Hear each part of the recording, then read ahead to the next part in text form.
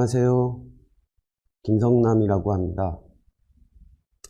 제가 오늘 유튜브 생방송 시청률이 꽤 높을 것으로 예상을 하고, 제가 오늘 오전에 미용실 가서 머리까지 자르고 왔습니다. 제가 오늘 맡은 주제는요, 사실 제목은 이렇게 써 있는데 자료집에는 아마 어떻게 나갔는지 모르겠습니다. 의사소통의 지원과 관련된 부분하고 환경의 구조화 두 가지 주제거든요.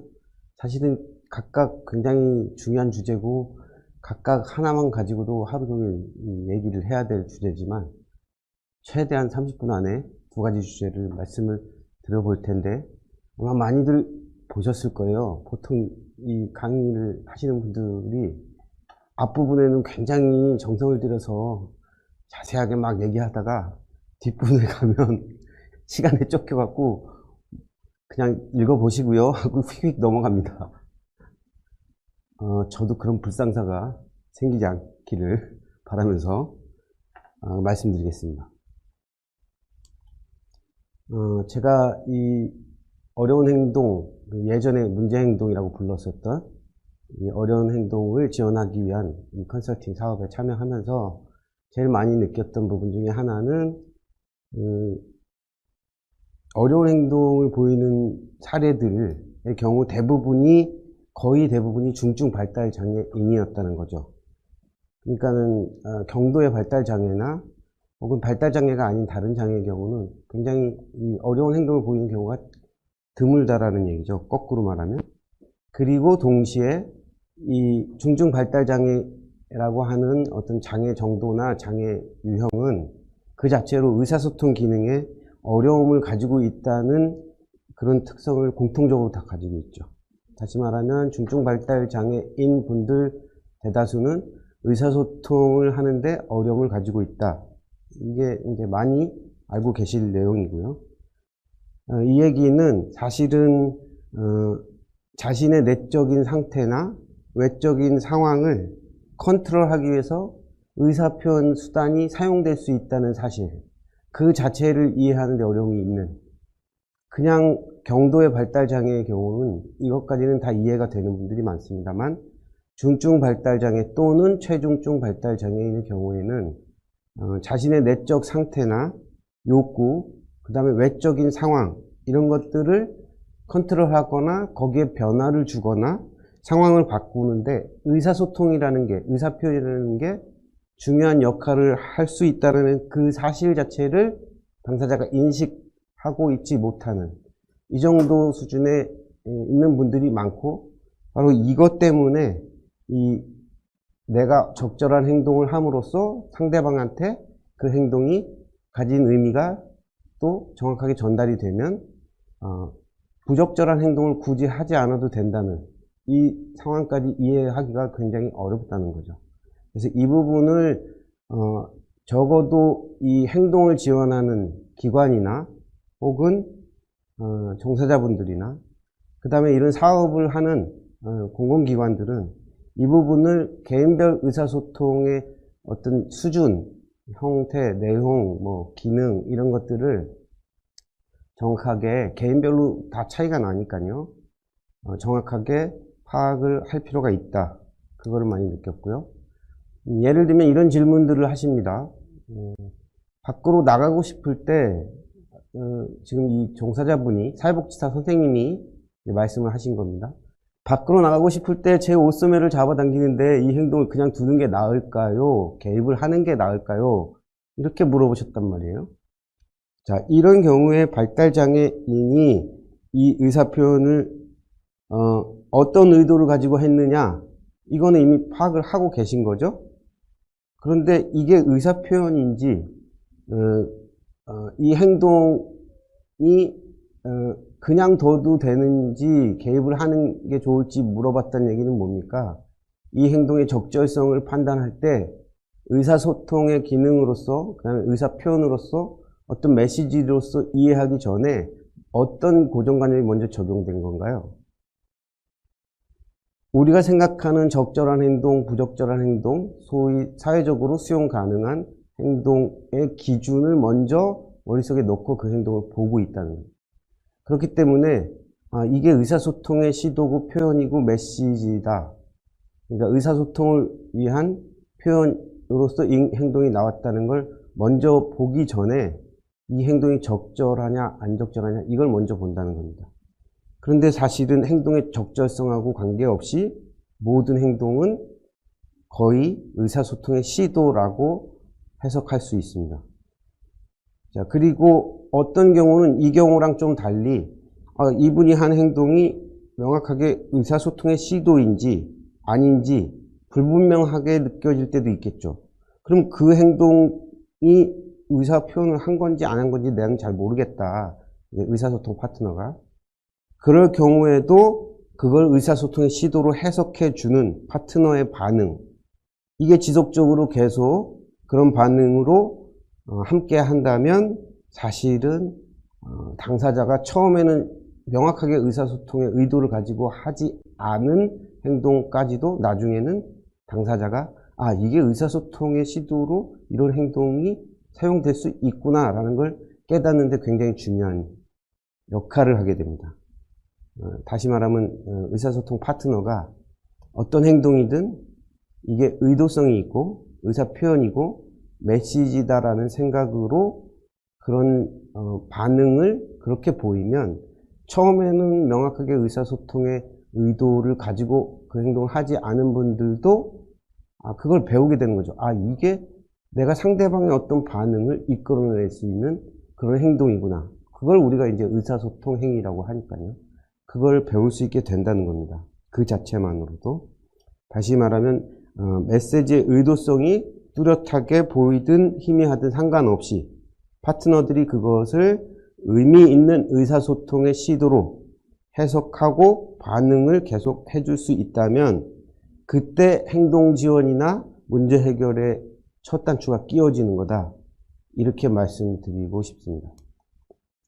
자, 그러면 우리가 그냥 주먹구구가 아니라 이게 굉장히 어렵습니다. 이분들이 말로 설명을 하고 설득을 해서 이해하고 그 설득을 통해서 행동이 바뀔 수 있는 분들이 아닌 분들이 다수이기 때문에 중증 발달 장애인의 경우 의사소통에 해당하는 어떤 행동이 의사소통에 해당하는 행동인지 아닌지 또 의사소통이라면 어떤 목적 의도의 행동인지 또 어떤 내용을 전달하고자 하는 건지 그리고 그 상황에서 의사소통의 시도가 적절한지 아닌지 상황에 맞는지 이런 것들에 대한 데이터가 구체적으로 필요하게 됩니다. 사실은 이게 없으면 아주 쉽게 단순화해서 말씀드리면 저분이 왜 저 행동을 하는지 저런 행동을 하는지 우리는 알 수가 없는 겁니다. 모른 채로 상호작용을 하고 있는 겁니다. 행동에 담긴 메시지를 해석하는 데 필요한 데이터가 있다 이 얘기고요. 그 데이터 분석을 위해서 우리가 살펴봐야 될 구성 요소를 제가 정리를 이렇게 해봤습니다. 기능, 어떤 의도나 목적을 가지고 한 행동인가 그걸 이제 기능이라고 부릅니다. 의사소통의 기능. 지금 왼쪽하고 오른쪽에 써 있는 그 기능, 양식, 환경 맥락, 파트너 요거의 색깔과 가운데 제가 표로 정리해 놓은 색깔이 매치가 되어 있는 겁니다.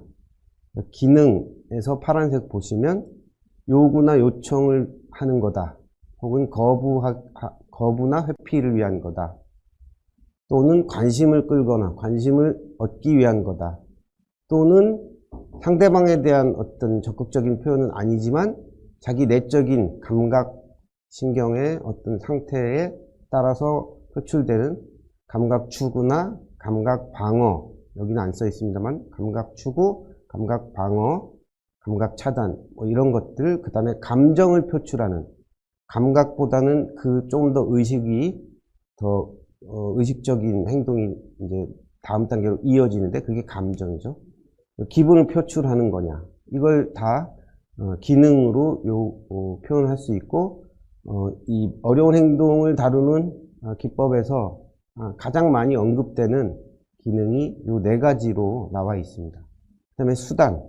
이거는 양식, 모드, 뭐 형태 비슷한 말이 많습니다만 다시 말하면 어떤 표현 수단을 쓸 수 있느냐 현재 혹은 쓰고 있느냐 이 얘기죠. 지금 화면 옆에 수화 통역하시는 분들을 보고 계신데요. 자, 저는 말이라는 양식을 쓰고 있는 거고요. 제 옆에 계신 분은 수화라는 양식을 쓰고 계신 거죠. 자, 그런데 말, 수화 말고도 굉장히 많죠. 제스처, 뭐 그냥 가리키는 거, 그 다음에 뭐 고개를 흔드는 거, 뭐 여러 가지 것들이 다 포함이 되죠. 그 다음에 파트너, 여기서 파트너가 바로 상호작용을 하는 분이죠. 가정이라면 부모님이나 뭐 가족이겠고, 중앙보호센터에 일하시는 분들이면 그 분들이겠죠. 그리고 학교, 교실 같으면 선생님이겠고요. 자, 파트너들은 어떤 반응을 보이느냐, 이것도 현재 파트너들이 이분의 말이나 행동에 어떻게 반응하고 있느냐, 의사표현에 대한 응답으로 그거를 분석해야 된다. 지금 그 말씀을 드리는 거예요. 뭐 여러 가지가 있지만 파트너들이 반응을 보일 때 중요한 요소들 3가지만 제가 적은 겁니다. 모델링, 시범을 보여준다, 뭐 시연을 한다, 뭐 이런 거죠. 그러니까 보고서 따라할 수 있게 해주는. 그 다음에 반응성, 어떤 행동에 최대한 적극적으로 또 정확하게 반응을 해주느냐. 우리 이제 이 반응성이라는 말 앞에 항상 붙는 게 이제 민감성입니다. 민감하게 반응을 해주느냐, 못 해주느냐, 그 얘기고요. 그 다음에 일관성이 있느냐, 없느냐. 반응이 이 당사자가 한 행동은 같은데, 같은 행동을 보일 때 상대방의 반응은, 선생님의 반응은, 부모님의 반응은 그때그때 달라. 우리가 이 일관성이 굉장히 중요하다는 얘기는, 중재 과정에서도 늘 하는 얘기입니다만, 일관성이 부족하게 되는 가장 큰 이유 중에 하나는 뭘까요? 이게 때로는 과격한 행동이나 굉장히 위험한 행동들도 많이 나오죠.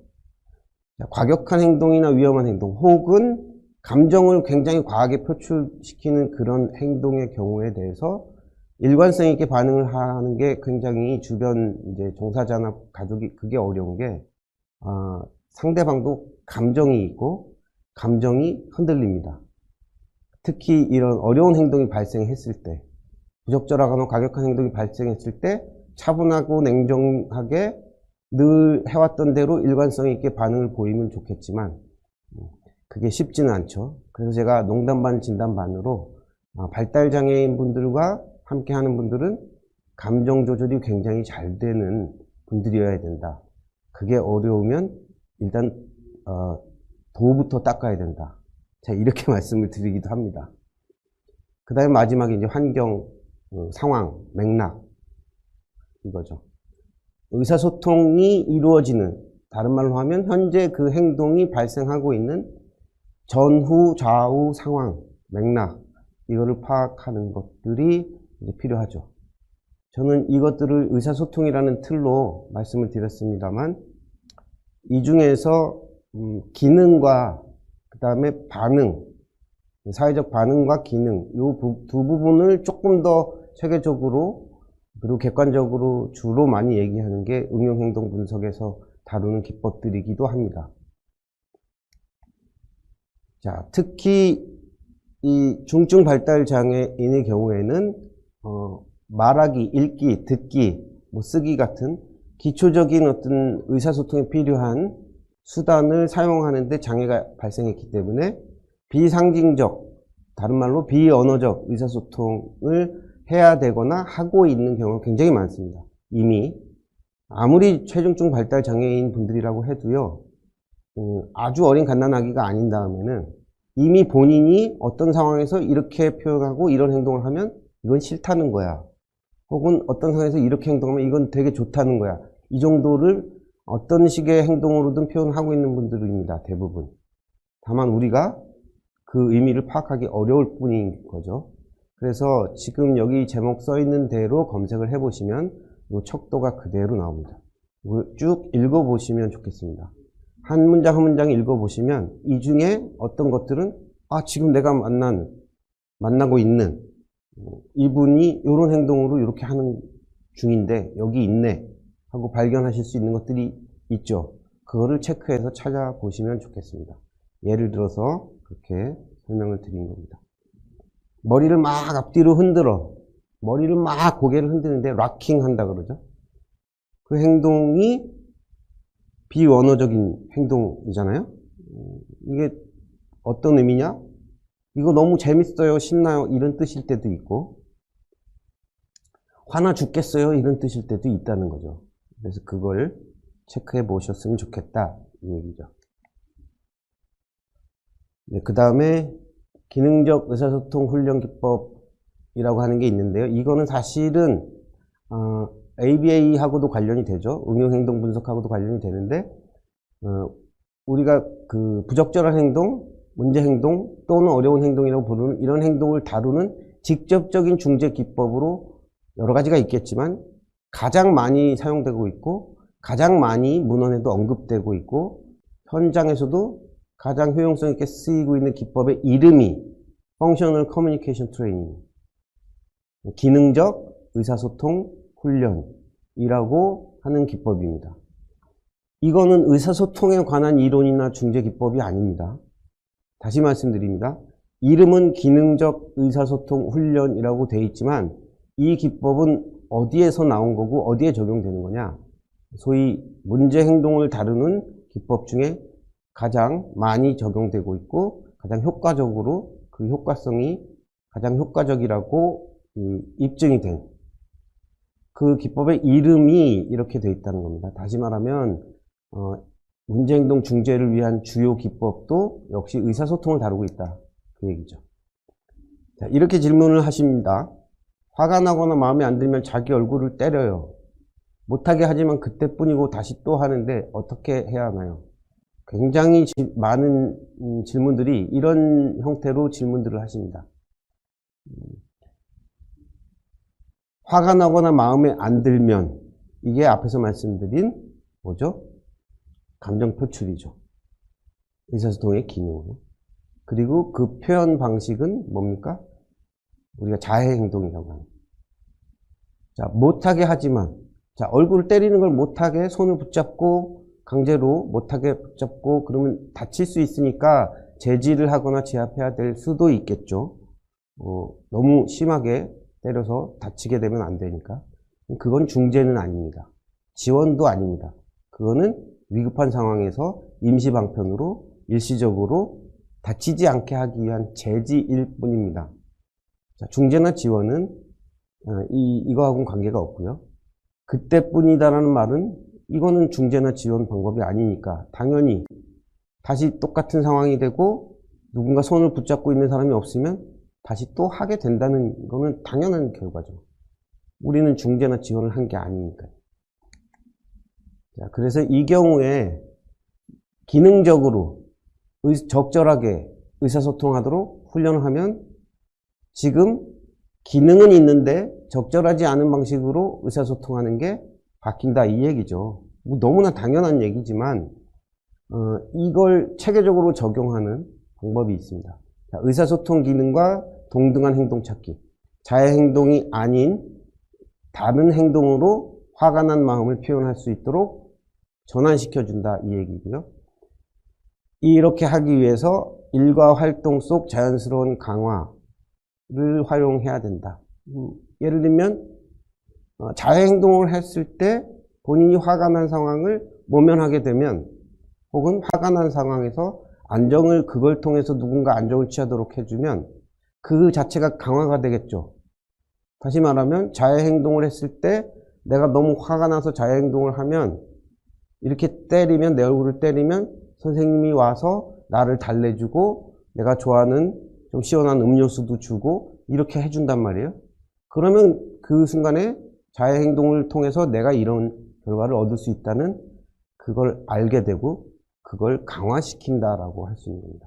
그래서 그런 상황에서 그렇게 강화를 하지 말고 자해 행동이 아닌 화가 났을 때 하다못해 빨간색 레드카드를 축구 경기장에서 심판들이 꺼내 들듯이 진짜 화났을 땐 빨간색 경고장 이거 빨간색 레드카드 꺼내서 들어서 저한테 보여주세요. 그럼 달려갈게요. 이걸 보여줌으로써 자기 분노 감정을 표현하는 걸 훈련하고, 그 훈련을 하는 과정은 평상시에 반복해서 이분이 감정이 안정적일 때 하는 겁니다.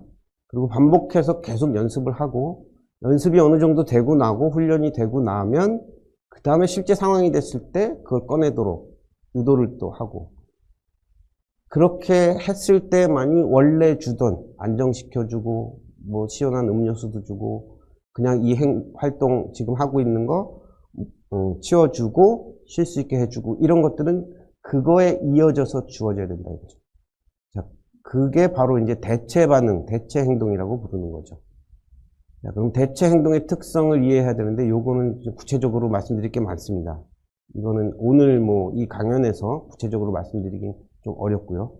어떤 대체 반응이 적절한지, 이분한테 맞는지, 또 훈련은 어떻게 시킬 것이며, 그 훈련하는 과정에서 강화는 어떻게 하고, 어떤 상황을 만들어서 자발적으로 대체 행동이 나오도록 상황을 바꿀 것인지, 이런 다양한 기법에 대한 설명들이 있습니다. 그거는 지금 시간 관계상 그 말씀을 드릴 수는 없고요.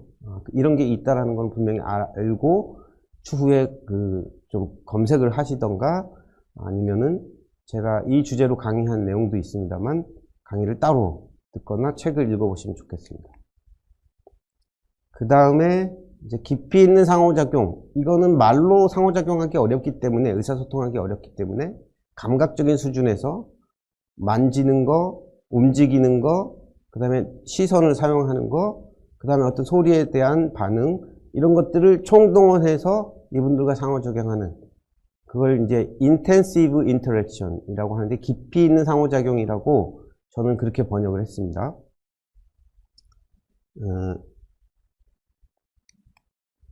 예를 들면 주의를 집중한다, 시선을 적절히 사용해요. 누구를 쳐다본다, 선생님이 내가 좋아하는 장난감을 혹은 물건을 손에 들고 있을 때 선생님을 쪽을 쳐다본다. 그럼 그걸 우리가 상호작용으로 해석할 수 있죠. 이거 갖고 싶은가 보다. 주의를 공유하기, joint attention이라고 하는 걸 번역한 건데요. 다시 말하면 한 가지 대상물이나 혹은 상황에 당사자와 커뮤니케이션 하는 파트너가 동시에 주의를 기울이고 그쪽을 보고 관심을 두는 겁니다. 그 다음에 이렇게 공유된 관심을 다음 단계의 활동으로 발전시키는 거. 행동을, 발성을 포함해서, 여기서 발성은 발화가 아니다, 말이 아닌 다른 의미, 말을 담고 있지 않은 소리들, 뭐 괴석일 때도 있고요, 뭐 속삭이는 듯한 소리도 있는데요. 발성을 포함한 이런 행동을 주고받는 거, 재밌게 놀고, 이런 것들이 다 해당이 됩니다. 오른쪽 것들도 마찬가지인데요. 읽어보시면 이해는 금방 가실 겁니다. 그 다음에 환경의 구조화, 정보의 시각화, 활동과 의사소통 맥락의 연결을 위한 지원의 필요성. 제목이 길기도 하고 어렵기도 하네요. 이걸 다 말씀드릴 시간은 분명히 안 될 것 같기는 한데, 제가 설명을 드리면, 일단 물리적인 구조, 예를 들면 가구 배치부터 자리 배치, 책상 의자 형태까지 다 고려하셔야 되고요. 일과와 스케줄. 일과와 스케줄은 매일 반복되는 일과, 그 다음에 가끔씩만 있는 스케줄. 이것도 당사자가 이해할 수 있고 예측 가능하도록 바꿔주는 거. 그 다음에 작업 시스템. 당사자가 활동이나 과제에 참여할 때 그 참여하는 과정, 그거를 어떻게 체계적으로 당사자가 쉽게 따라갈 수 있게 해줄 것이냐. 그걸 작업 시스템을 구축한다, 이렇게 표현합니다. 그 다음에 정보를 말이나 글이나, 이게 정보가 말이나 글로 제시되면 어려우니까 시각적인 정보로 지원해 줄 필요가 있다. 이게 다예요, 사실은. 굵직한 주제는. 이거를 하나씩 설명을 드리는데, 앞에서 제가 시작할 때 말씀드렸지 않습니까? 뒤쪽에 가면 시간에 쫓겨서 설명을 다 못하고 대충 넘어간다고. 역시나 그런 불상사가 생길 것 같습니다. 자, 물리적인 조직, 시각적 구조화, 가구, 게시물, 가구 배치나 게시물 부착하는 위치, 라벨, 표식, 어떤 형태로 만들 것이며, 이런 것들. 그래서 당사자 입장에서는 지금 내가 이 상황에 어디에서 작업을 해야 되고, 그 다음에 뭘 가지고 작업을 해야 되고, 무슨 도구를 해야 되고, 언제 이걸 시작해야 되고, 그 다음에 언제까지 하고 얼마나 오래 해야 되고, 이런 것들을 당사자가 중증 발달장애든 최중증 발달장애든 알 수 있게 돼야 된다 이거예요. 다른 사람이 설명해주고 구체적으로 다 시범 보여주지 않아도 알 수 있게 구조화하셔라 이 얘기고요. 개인별 스케줄은 당연히 개인별로 다르면 더 좋겠지만 다른 부분 그리고 그룹으로 활동할 때 같은 부분 섞어서라도 시각화해 주셔야 되고요. 본인이 이것도 똑같이 지금 뭘 하는 시간이고 이 다음에 이루어지는 활동은 뭐고 그러면 나는 여기 있다가 요거 끝나면 어디로 가서 뭐 식당으로 내려가서 밥을 먹는 거고 이런 것들을 다 알 수 있게 해야 된다는 얘기입니다. 결론적으로 앞에 말씀드린 건 이겁니다. 무엇을 해야 되는지 당사자가 알아야 되는 거죠. 그 다음에 얼마나 해야 되냐 그러니까 시간 경과를 말하는 거예요. 잠깐 하고 끝나는 건지 당사자가 느낄 때 오랫동안 해야 되는 건지 그 다음에 다 끝난 다음엔 뭘 해야 되는 건지. 주간보호센터 컨설팅을 오래 했는데 등원을 하면 주간보호센터에 처음 들어오면 아침에 들어오면 제일 먼저 뭘 해야 되는 거죠? 그걸 당사자가 알고 있어야 된다는 거죠. 웬만하면 장애가 좀 심한 분들도 이 신발을 벗고 들어가야 되는 마룻바닥 형태로 되어 있는 주간보호센터 같으면 한 달 안 걸립니다. 들어오자마자 신발을 벗습니다. 이건 가르쳐 주지 않아도 알게 되어 있습니다. 왜요? 일단 현관은 바닥도 모양이 달라. 그리고 문 바로 앞에 있어. 문이라는 어떤 그런 정보까지 있어요. 이런 상황이니까 스스로 알게 되는 거거든요.